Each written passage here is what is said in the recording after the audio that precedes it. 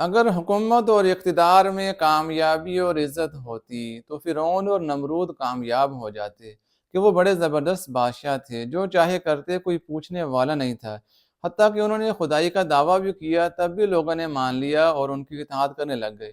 تو ایسی ان کی حکومت پر گرفت مضبوط تھی، لیکن اس کے باوجود جب انہوں نے اپنے وقت کے نبی کو جھٹلایا، اللہ اور اس کے رسول کی اطاعت نہیں کی، تو ذلیل ہو گئے اور ان کی حکومت بھی چھن گئی اور ان کا انجام برا ہوا۔ پھر انہوں نے موسیٰ علیہ السلام کی تکذیب کی، ان کو جھٹلایا، دریا میں غرق ہوا، حکومت بھی گئی، جان بھی گئی اور ذلیل اور نامراد ہوا۔ اور نمرود نے حضرت ابراہیم علیہ السلام کی نافرمانی کی، ان کی بات نہیں مانی، ان کا مقابلہ کیا، تو نتیجہ کیا نکلا کہ مچھر اس کے دماغ میں گھس گیا اور اس طرح وہ ذلیل و خوار ہو کر وہ بھی تباہ و برباد ہوا۔ تو معلوم ہوا کہ حکومت اور اقتدار میں کامیابی نہیں، کامیابی اللہ اور اس کے رسول کی اطاعت میں ہے۔ اسی طرح محض مال و دولت جمع کرنے میں بھی کامیابی کی دلیل نہیں ہے، ورنہ قارون کامیاب ہو جاتا۔ اتنے خزانے تھے، قرآن میں اللہ فرماتے ہیں کہ ان مفاتیحہ لتنوء بالعصبۃ اولي القوہ، کہ اس کے خزانوں کی چابیاں ہی ایک بڑی جماعت اٹھایا کرتے تھے، یعنی خزانے تو اتنے زیادہ ہوں گے کہ ان کی چابیاں اٹھانے کے لیے بھی ایک بڑی جماعت چاہیے تھی۔ اتنے خزانے، اتنی مال و دولت، لیکن پھر بھی وہ ناکام ہو گیا، کیونکہ اس نے حضرت موسیٰ علیہ السلام کی بات نہیں مانی، ان کا مقابلہ کیا اور تکبر کیا، تو مال کا غرور اس کو لے ڈوبا۔ تو قرآن میں اللہ فرماتے ہیں فَخَسَفْنَا بِهِ وَبِدَارِهِ الْأَرْضِ، ہم نے قارون کو اور اس کے مال و دولت، اس کی حویلیوں کو، سب کو زمین میں دھنسا دیا۔ تو قارون کا انجام بھی برا ہوا، اس کی مال و دولت اس کو نہیں بچا سکی، جب اس نے اللہ اور اس کے رسول کی نافرمانی کی تو ساری مال و دولت کے باوجود وہ ناکام ہو گیا، دنیا میں بھی اور آخرت میں بھی۔ اسی طرح اگر طاقت اور قوت کے اندر کامیابی ہوتی تو قوم عاد والے کامیاب ہو جاتے،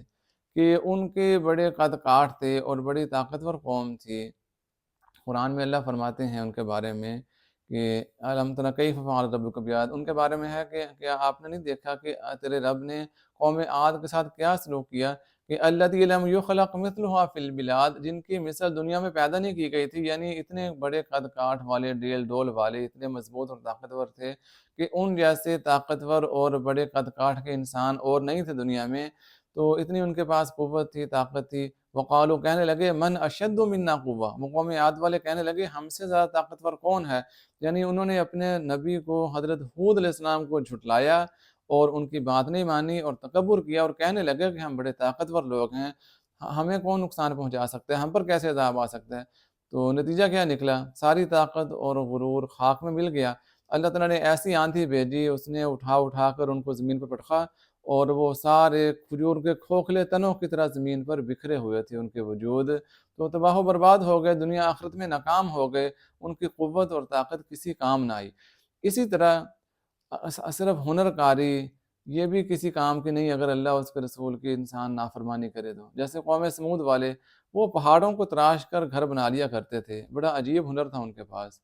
تو اتنے بڑے گھر تھے، محلات تھے، پہاڑوں کو تراش کر ان میں بڑی بڑی یعنی عالی شان وہ عمارتیں بنا کر ان میں رہا کرتے تھے، لیکن انہوں نے حضرت صالح علیہ السلام کی نافرمانی کی تو ان کا ہنر کسی کام نہ آیا۔ جب فرشتے نے چیخ ماری، زلزلہ آیا، تو نیچے زمین سے زلزلہ آیا، اوپر فرشتے نے چیخ ماری، سب ہلاک ہو گئے، دنیا میں بھی ناکام ہوئے، آخرت میں بھی۔ تو معلوم ہوا کہ حکومت میں، اقتدار میں، محض پیسے میں، مال و دولت میں، ہنر کاری میں، یا ظاہری طاقت اور قوت اور شان و شوکت میں، ان چیزوں میں کامیابی نہیں ہے، یہ کامیابی کی، عزت کی دلیل اور ضمانت نہیں ہے۔ اگر اللہ اور اس کے رسول کی نافرمانی ہے، تو اگر انسان اللہ اور اس کے رسول کا نافرمان ہے تو پھر ہر عہدے، طاقت اور ہر طرح کی ہنر کاری اور ہر طرح کی سلطنت کے ہونے کے باوجود انسان ناکام ہے، دنیا میں، آخرت میں نامراد ہے۔ اگر اللہ اور اس کے رسول کی اطاعت ہے